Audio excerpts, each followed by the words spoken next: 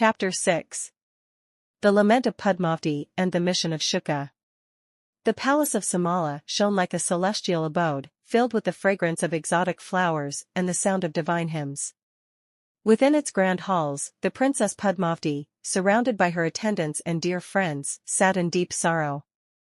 Her heart was restless, her mind clouded with thoughts of Lord Hari, the Supreme Lord, whom she had yearned for since childhood. She turned to her dear friend Vimala, sighing heavily. "Oh Vimala, is this the fate destined for me? Every man who desires me turns into a woman, my heart aches with despair. Have my years of worshipping Lord Shiva been in vain?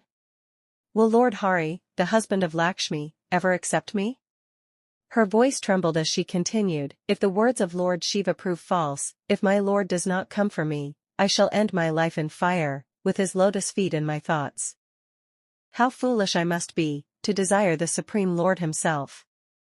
I am just a mere mortal, unworthy of such divine love. Has the Creator cursed me? Why has Lord Shiva deceived me?" As she wept, far away, the wise parrot Suka, the great sage among birds, was already on his way.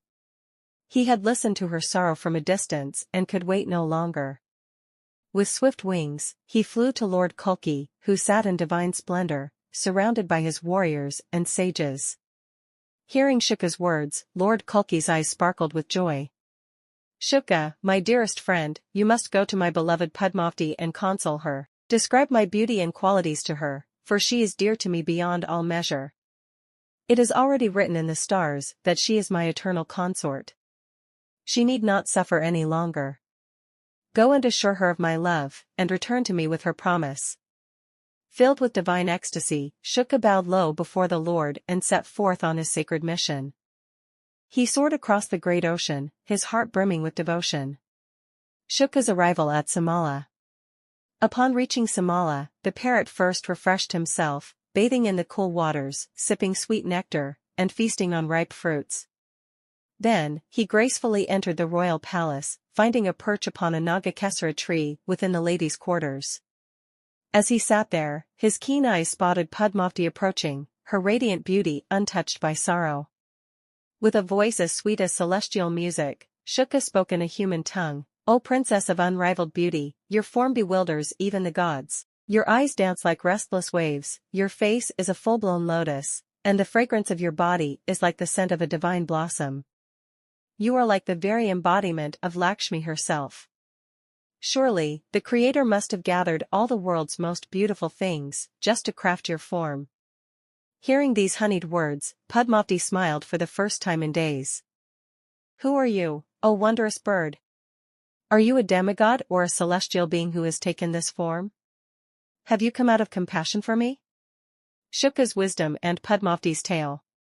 Suka's eyes gleamed as he replied, "O princess, I know all that happens in this universe, for I am the knower of secrets, honored among the gods, Gandharvas, and kings. Yet, seeing you in such sorrow pains me deeply.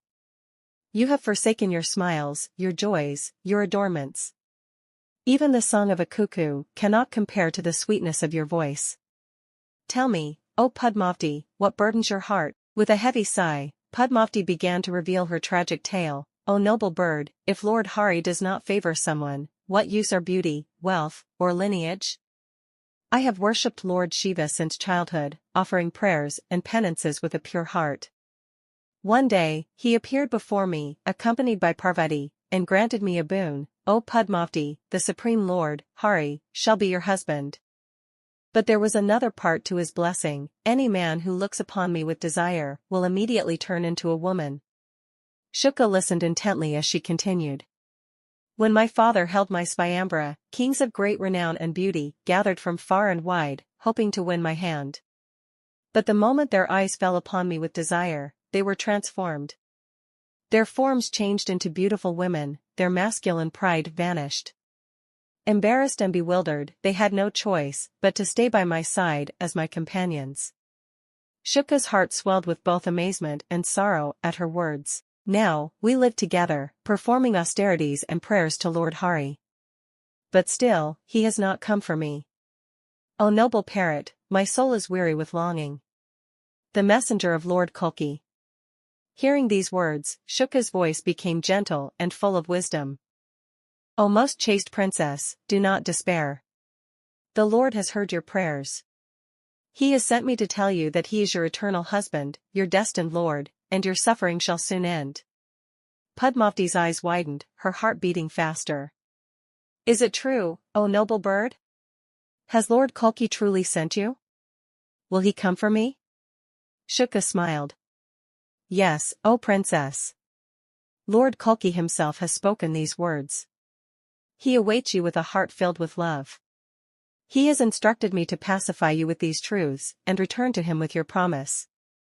A new light flickered in Padmavati's eyes. Hope had returned to her heart, and her sorrow melted like mist before the rising sun. Shuka had completed his mission, but his task was not yet over. He still had to describe the glories and beauty of Lord Kalki and prepare Padmavati for their destined union.